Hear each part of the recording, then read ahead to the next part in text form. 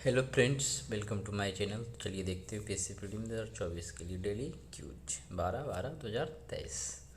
ठीक है, तो जो हमारे चैनल पर नए हैं चैनल को सब्सक्राइब जरूर कर लें ताकि नोटिफिकेशन जो है आपको मिलता रहे। ठीक है, तो आइए देखते हैं आज का पहला क्वेश्चन। तो पहला क्वेश्चन है, निम्नलिखित कथनों पर विचार कीजिए।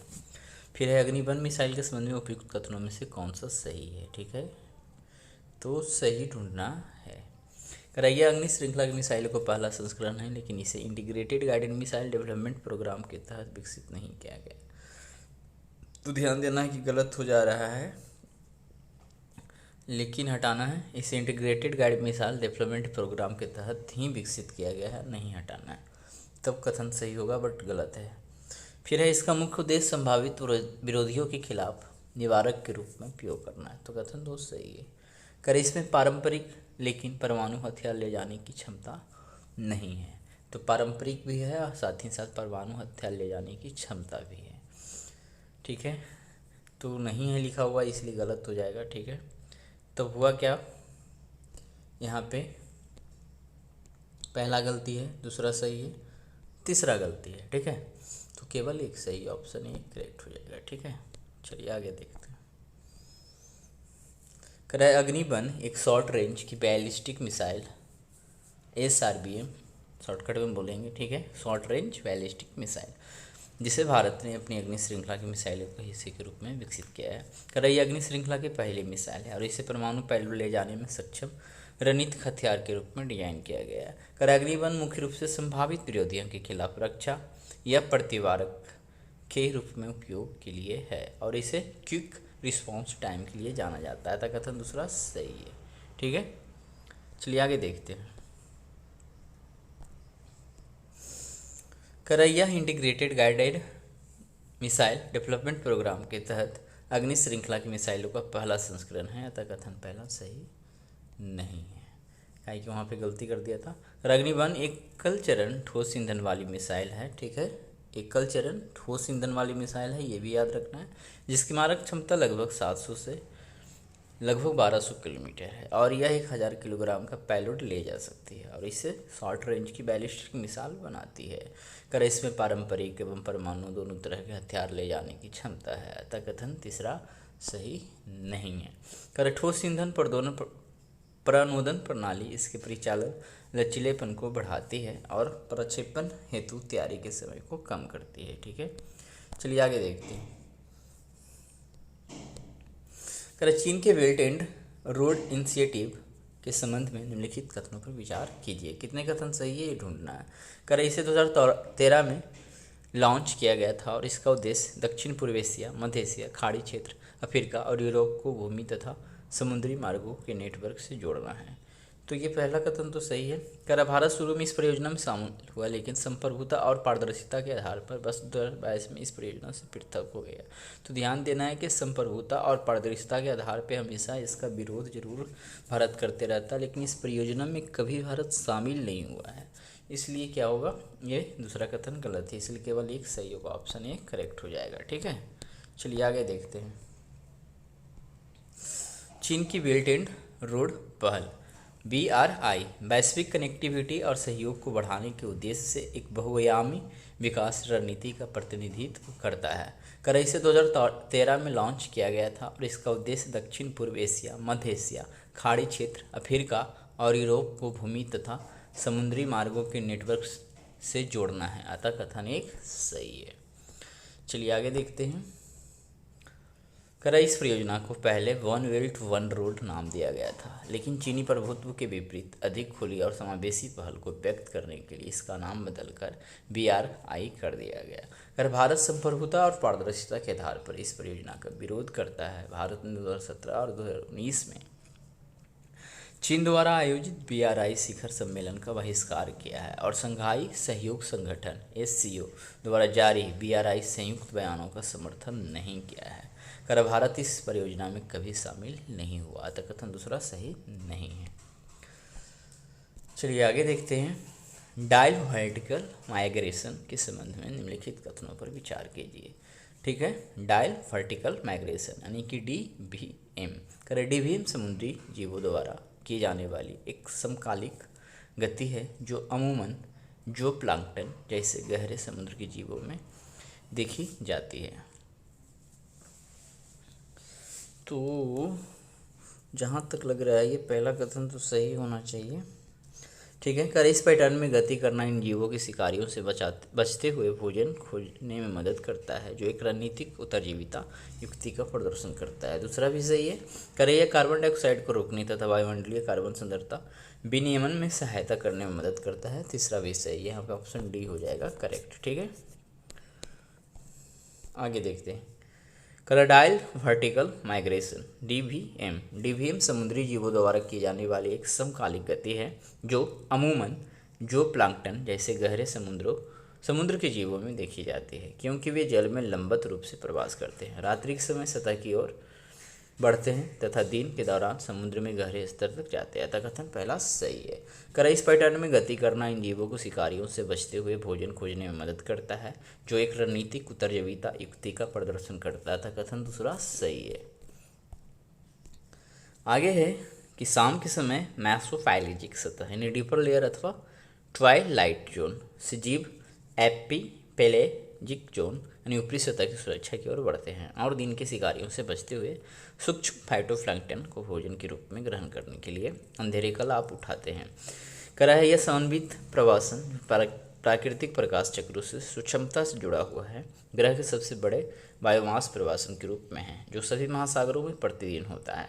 कर जीवों का यह समन्वित प्रवास पूरी तरह से प्राकृतिक प्रकाश के चक्रों के अनुरूप है तथा पृथ्वी पर सबसे बड़ा बायोमास प्रवास है, जो सभी महासागरों में प्रतिदिन घटित होता है। करह मैसोपैलेजिक सतह में रहने वाले जीव सक्रिय रूप से सतह के प्लावक को भोजन के रूप में ग्रहण करते हुए ऊपरी महासागर की परतों से पर्याप्त मात्रा में कार्बन पृथक्करण में सहायता करते हैं तथा इसे गहरे समुद्र में ले जाते हैं।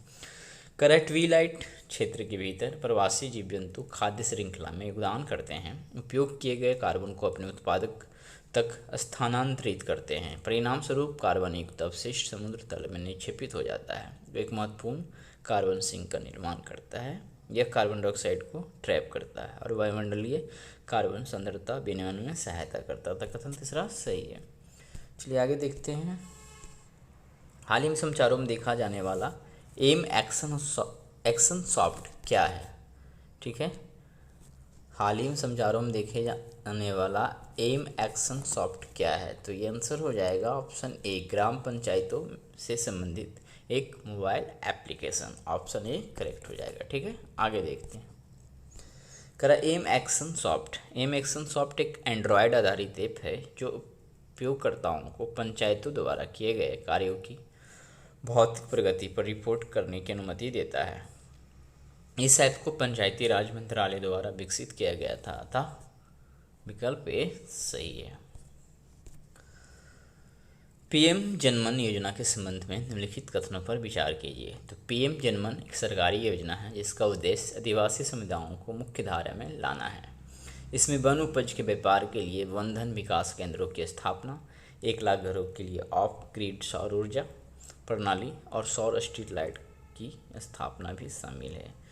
तो थोड़ा सा ऊपर देखते हैं। पीएम जनमन की एक सरकारी योजना है जिसका उद्देश्य, ये तो यहाँ पे दोनों कथन सही नहीं लग रहा है, तो ऑप्शन सी करेक्ट होना चाहिए। ठीक है, आइए देखते हैं। तो पीएम जनमन योजना क्या है के बारे में देखेंगे। पीएम जनमन एक सरकारी योजना है जिसका उद्देश्य जनजातीय समुदायों को मुख्य धारा में लाना है। कथन एक सही है। कर यह योजना केंद्रीय क्षेत्र तथा केंद्र प्रायोजित योजनाओं के एकीकरण, जनजातीय कार्य मंत्रालय द्वारा राज्य सरकारों एवं पीवीटीजी समुदायों के सहयोग से कार्यान्वित की जाएगी। ठीक है, चलिए आगे देखते हैं। कर यह योजना 9 संबंधित मंत्रालय द्वारा देखरेख किए जाने वाले 11 महत्वपूर्ण कार्यप्रणालियों पर ध्यान केंद्रित करेगी, जो पीवीटीजी वाले गांवों में मौजूदा योजनाओं के कार्यान्वयन को सुनिश्चित करेगी।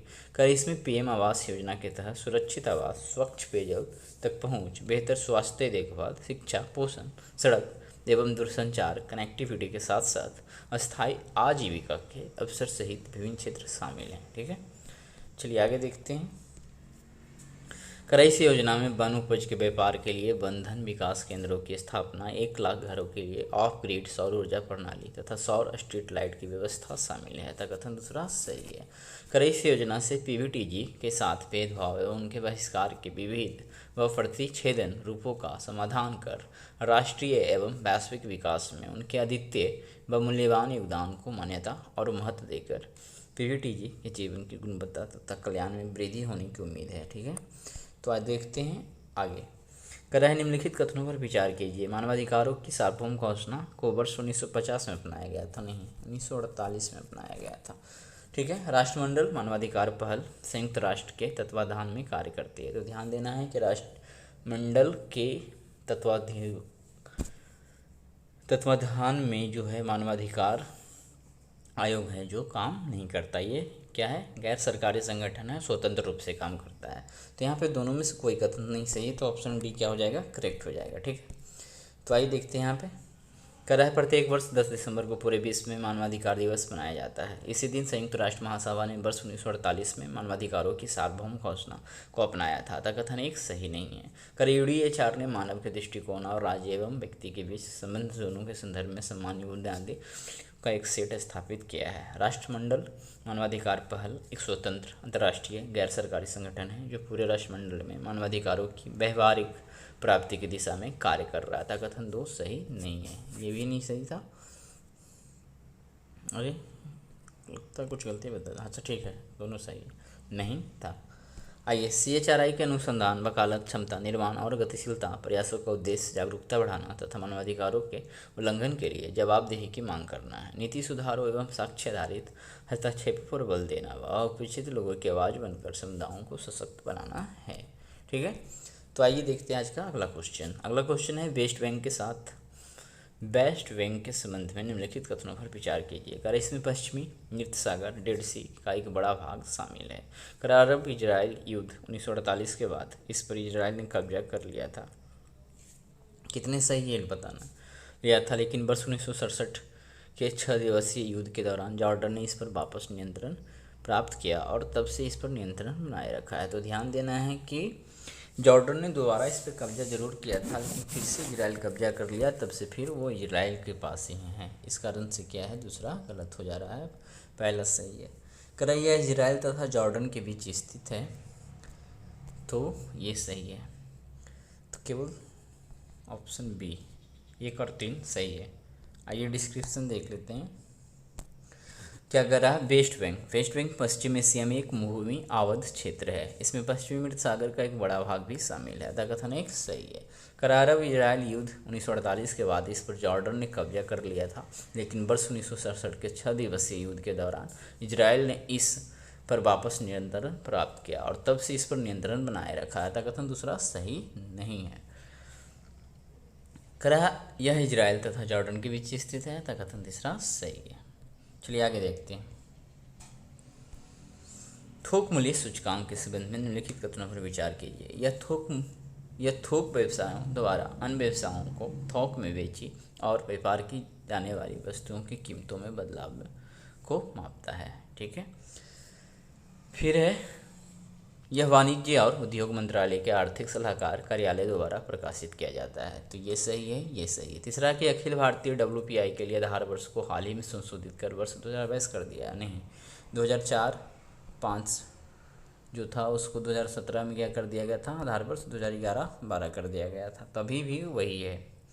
तो केवल 1 और 2 सही होना चाहिए, ऑप्शन ए सही है। ठीक है, थोक मूल्य सूचकांक कर रहा है यह थोक व्यवसायों द्वारा अन्य व्यवसायों को थोक में बेची और व्यापार की जाने वाली वस्तुओं की कीमतों में परिवर्तन को मापता है। कथन एक सही है। कर इसे आर्थिक सलाहकार कार्यालय, वाणिज्य और उद्योग मंत्रालय द्वारा प्रकाशित किया जाता है। कथन दूसरा सही है। यह भारत में सबसे व्यापक रूप से इस्तेमाल किया जाने वाला मुद्रास्फीति सूचक है। ठीक है, चलिए आगे देखते हैं। कर इस सूचकांक की आलोचना प्रमुखता इस वजह से की जाती है कि आम जनता थोक मूल्य पर उत्पादों को नहीं खरीदती है। ठीक है, तो अब एक CPI आया। कर अखिल भारतीय थोक मूल्य सूचकांक के आधार वर्ष को 2004-5 से वर्ष 2017 में 2011-12 के रूप में संशोधित किया गया था। कथन तीसरा सही नहीं है। आइए देखते हैं आगे। मौद्रिक नीति समिति के संबंध में निम्नलिखित कथनों पर विचार कीजिए। इसका गठन राजकोषीय उत्तरदायित्व बजट प्रबंधन यानी कि FRBM अधिनियम 2003 के तहत केंद्र सरकार द्वारा किया गया था। तो वो अधिनियम 1934 का है और संशोधन होकर 2016 का वो बना है, तो ये गलत है। मौद्रिक नीति समिति मुद्रास्फीति लक्ष्य की प्राप्ति के लिए आवश्यक नीति दर का निर्धारण करती है, तो ये सही है। इसमें 6 सदस्य होते हैं और RBI गवर्नर इसके पदेन अध्यक्ष के रूप में कार्य करता है, तो हमको ये दोनों सही है, ऑप्शन बी करेक्ट हो जाएगा। ठीक है, आइए इसका डिस्क्रिप्शन देख लेते हैं।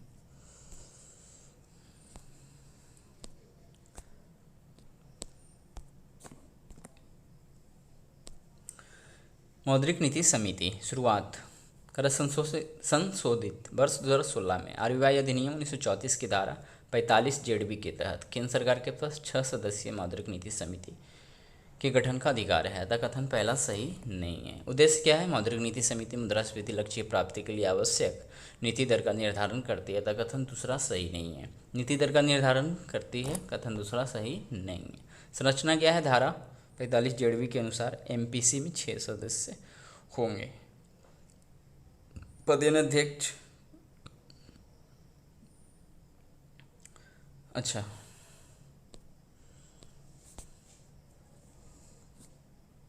ठीक है, आइए। पदेन अध्यक्ष के रूप में RBI गवर्नर है, अतः कथन तीसरा सही है। मौद्रिक नीति प्रभारी उप गवर्नर, तो यहाँ 2 व्यक्ति हो गए। केंद्रीय बोर्ड द्वारा नामित बैंक का एक अधिकारी। तीसरा क्या है? केंद्र सरकार द्वारा नियुक्त 3 और व्यक्ति, टोटल 6। आइए देखते हैं आज का लास्ट क्वेश्चन। निम्नलिखित युग्मों पर विचार कीजिए। स्थान और देश: रुवेनजोरी पर्वत, फिर है माउंट किलिमंजारो, चुंगथांग बांध। ठीक है, उपयुक्त युग्मों में से कौन सा से सही सुमेलित है? केवल एक और 2, केवल 2 और 3, 1, 2 और 3। तो ध्यान देना है कि रुवेंजरी पर्वत तिब्बत में नहीं आता है। ठीक है, युगांडा और एक और कोई जगह था उसके बीच में ये पड़ता है। फिर ये माउंट किलिमंजारो तंजानिया का है। चुंगथांग बांध सिक्किम से है संबंधित। तो यहाँ पे 2 और 3 सही है, ऑप्शन सी करेक्ट हो जाएगा। ठीक है, रुवेंजरी पूर्वी भूमध्यरेखीय अफ्रीका में पहाड़ों की एक श्रृंखला है जो युगांडा और कांगो लोकतांत्रिक गणराज्य के बीच की सीमा पर स्थित है, अतः जोड़ी एक सुमेलित नहीं है। माउंट किलिमंजारो तंजानिया के किलिमंजारो क्षेत्र में स्थित एक निष्क्रिय ज्वालामुखी है। इसके 3 ज्वालामुखी शंकु है, किबो, माबेजी और सिरा। यह अफ्रीका का सबसे ऊंचा पर्वत है तथा पूरे विश्व में समुद्र तल से सबसे ऊंचा एकल स्वतंत्र पर्वत है, अतः युग्म 2 सुमेलित है। ठीक है, तो आज हमने 10 क्वेश्चन देख लिया। थोड़ा सा और डिस्क्रिप्शन देखेंगे। चुंगथांग बांध 1200 मेगावाट तीस्ता चरण 3 जल विद्युत परियोजना का एक हिस्सा था। इसका निर्माण तीस्ता नदी के किनारे किया गया था और वर्ष 2017 से इसे मुख्य रूप से जल विद्युत ऊर्जा उत्पादन के लिए चालू कर दिया गया था। इस बांध ऊंचाई 1817 मीटर थी और इसका नेट हेड 778 मीटर था। इसकी स्थापना सिक्किम सरकार के लिए राजस्व उत्पन्न करने के लिए की गई थी, अतः युग्म 3 सही सुमेलित है।